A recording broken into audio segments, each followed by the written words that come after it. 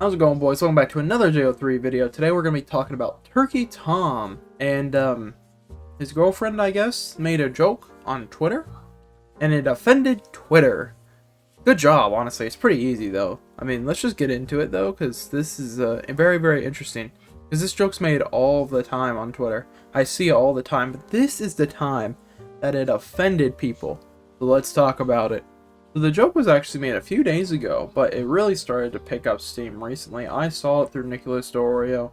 He retweeted it and talked about it, so I wanted to, go in, because I didn't see this before, and this is honestly stupid. So, it's Turkey Tom's girlfriend tweeted, 1 year on estrogen, and a picture of Tom and her. And the joke, which she explains, is that people say she looks like a version of him that decided to transition.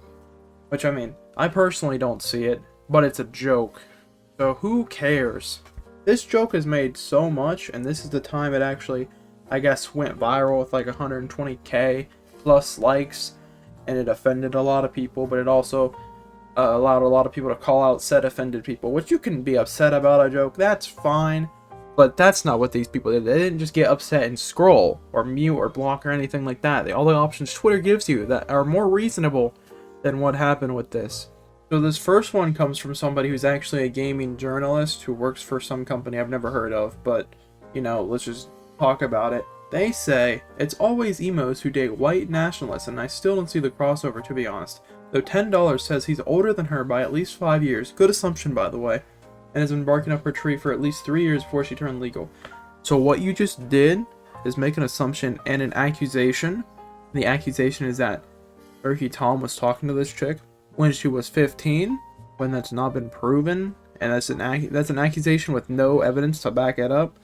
And even though it's Twitter, that is still an accusation that could get him in trouble, or you in trouble, for making such accusation with no evidence. That's why that's bad. This is a gaming journalist. If anyone would know that, it'd be a journalist, I would think. But apparently not. So that's good on you. I'm sure you'll still have a job after this because it's Twitter, obviously, but bold of you to make an accusation like that. So this next one is from somebody on Twitter saying, cis people stop acting like you're trans as a joke challenge. It's a joke? I mean, you can be upset about a joke, but it's a joke? And they're not really acting like they're trans. It's a Twitter joke that you can scroll from, mute or block or anything, but you felt the need to comment. I feel like that says more about you as a person than it does the person making the joke that's lighthearted and simple and on Twitter, and you'll never see again. Unless you keep interacting with it, then you'll keep seeing it. But here's where it gets really interesting, and these are the same people that preach tolerance and kindness and being kind to everyone, which are good messages. Look at this screenshot. I'll read them for you. The top one. This is not even about that tweet specifically. It's a different tweet from the same person that has nothing to do with it. The first one.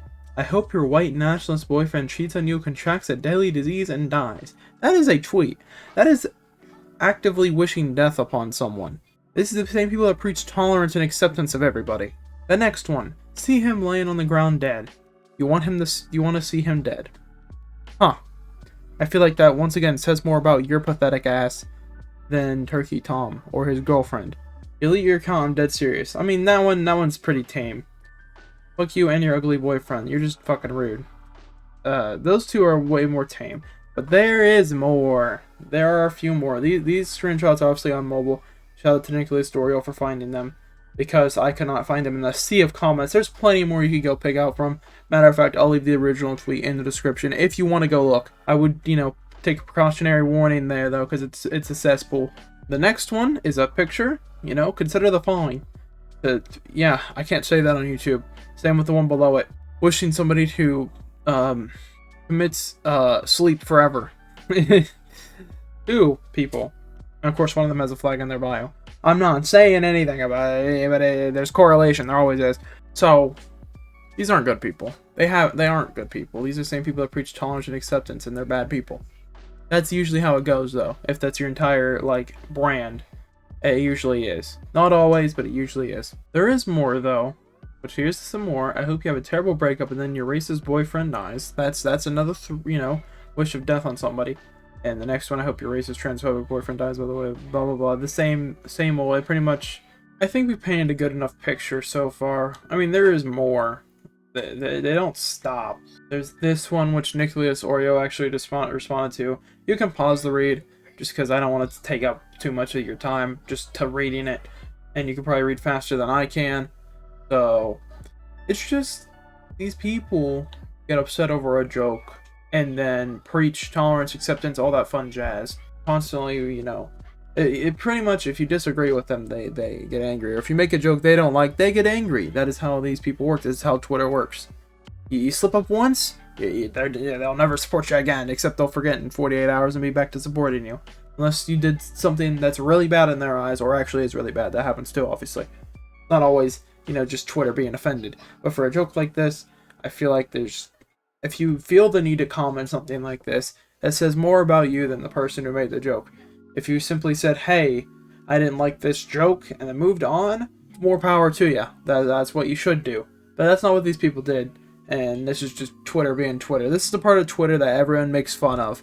Because, well, this and Dream Stands. But they're part of this. By the way, his new product is stupid. I know some people wanted me to talk about that because I've done videos on him before. His new product's stupid and it's more parasocial BS.